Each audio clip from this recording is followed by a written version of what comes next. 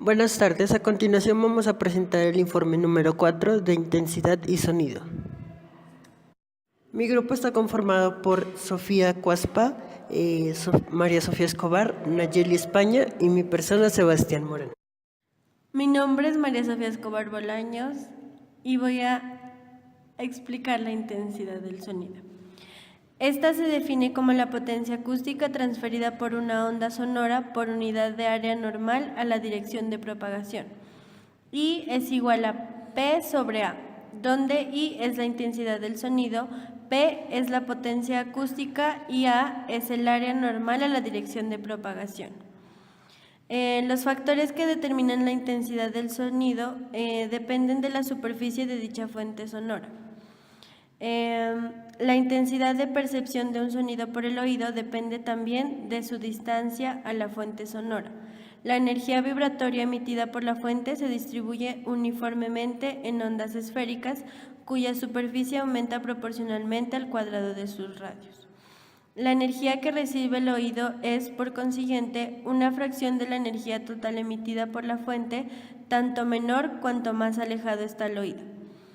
Finalmente, la intensidad depende también de la naturaleza del medio elástico interpuesto entre la fuente y el oído.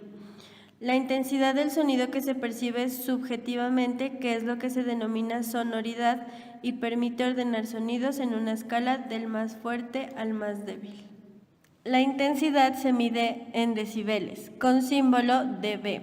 Es una unidad que se utiliza para expresar la relación entre dos potencias acústicas o eléctricas, y esta no es una unidad de medida. En relación, la unidad es el bel o belio, de símbolo B. Pero dada la amplitud de los campos que se miden en la práctica, se utiliza su submúltiplo, el decibelio.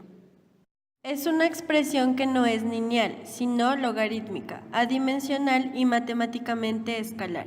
Un belio equivale a 10 decibelios y representa un aumento de potencia de 10 veces sobre la magnitud de referencia. En esta práctica usamos una aplicación llamada Spectrum, donde encontrábamos frecuencia en hertz y la intensidad en decibeles de las diferentes fuentes sonoras. Mi nombre es Jenny Sofía Cuaspa y explicaré el tema sobre ondas sonoras. Las ondas sonoras son básicamente ondas longitudinales que al llegar a nuestro oído producen el efecto que nosotros conocemos como sonido. Tales ondas, comprendidas en el intervalo de frecuencia de entre 20 y 20.000 vibraciones por segundo, se denominan, para simplificar, ondas sonoras. La recepción de una onda sonora por el oído engendra una vibración de las partículas del aire situadas delante del tímpano, con frecuencias y amplitud determinadas.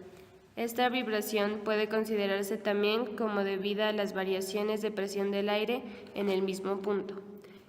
La presión del aire se eleva sobre la presión atmosférica y después se hace inferior a ella, siguiendo la ley de un movimiento armónico simple de la misma frecuencia que al de una partícula de aire. Dependiendo del medio de propagación, la velocidad de la onda sonora cambia. En esta práctica, el medio es el aire.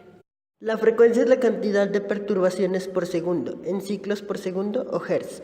Como ya mencionamos, al aire libre, las ondas sonoras se propagan en todas direcciones, como ondas esféricas. A continuación vamos a ver los tipos de ondas de sonido. Existen tres: los audibles, los infrasónicos y los ultrasónicos. En los audibles encontramos el rango de frecuencia que nuestro oído puede percibir. En los infrasónicos encontramos la frecuencia por debajo del umbral audible, como por ejemplo los terremotos, sonidos de las ballenas y comunicación entre los elefantes. Y por último, los ultrasónicos, sobre los niveles del intervalo audible, como los delfines y los murciélagos. El espectro audible del ser humano está entre 20 y 20.000 Hz y la escala de intensidad de 0 decibeles a 140 umbral del dolor. Mi nombre es Nayeli España y les voy a hablar del efecto Doppler. El efecto Doppler es el fenómeno por el cual la frecuencia de las ondas percibida por un observador varía cuando el foco del emisor o el propio observador se desplazan de un lado respecto al otro. Entonces, en el efecto Doppler, un ejemplo es: tenemos una ambulancia que se mueve de izquierda a derecha. Cuando se acerca a un observador en la derecha, la onda se comprime, es decir, la longitud de la onda es más corta y su frecuencia, por tanto, será más alta, pero el tono del sonido será más agudo. Por otro lado, cuando la ambulancia se aleja a la izquierda, la onda se descomprime, es decir, la longitud es más larga, la frecuencia baja y por tanto el observador escucha con un tono más grave. Para este caso del efecto Doppler utilizamos el caso 4, en el que el oyente se encuentra en reposo y la fuente se acerca a él. Es decir, el oyente somos nosotros y la fuente se acerca hacia nosotros. En este caso serían los objetos ruidosos. A continuación vamos a presentar 4 fuentes generadoras de ruido y 10 ondas sonoras que fueron grabadas para este video.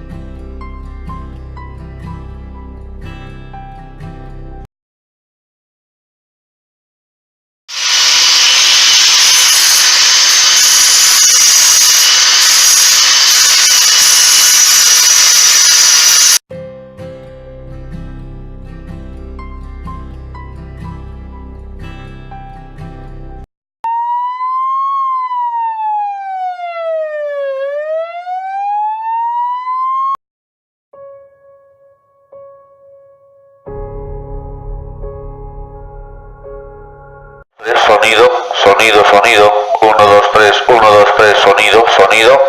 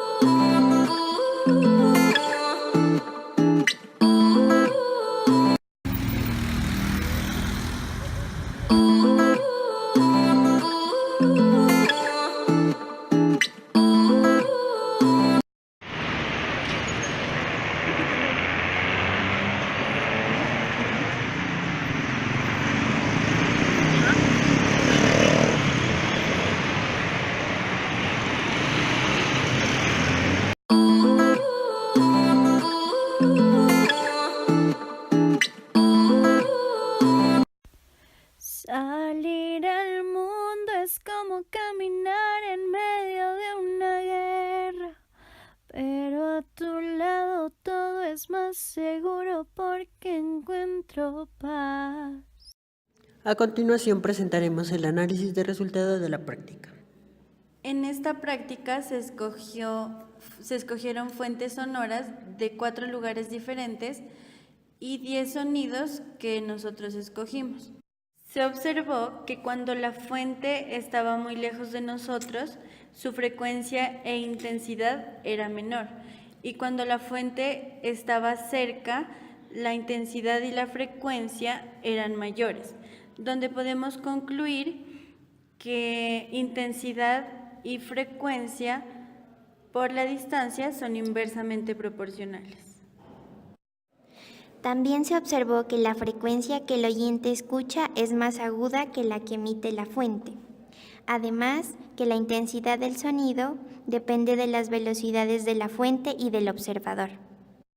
En esta práctica el medio fue el aire, ya que el sonido es una onda mecánica que requiere de un medio para propagarse. Por tal razón, en la Luna no puede escucharse un concierto, ya que este satélite no posee atmósfera que propicie la propagación de la onda sonora. La intensidad, o más bien el volumen, es la cualidad que permite que nosotros detectemos si un sonido es fuerte o débil. En la intensidad, lo que influye es la amplitud que tienen las ondas del sonido. Según la Ley Colombiana del Ruido, se encuentran 3 sectores. En los sonidos que tomamos, están en el sector C de la Ley Colombiana del Ruido. Están las vías troncales, autopistas, vías arterias, vías principales.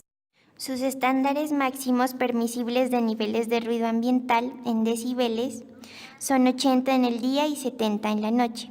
Según los datos obtenidos, la mula y la moto cumplen con estos estándares de ruido. Sin embargo, algunos autos y buses, junto con las ambulancias que llevan mucha velocidad, sobrepasan dichos estándares.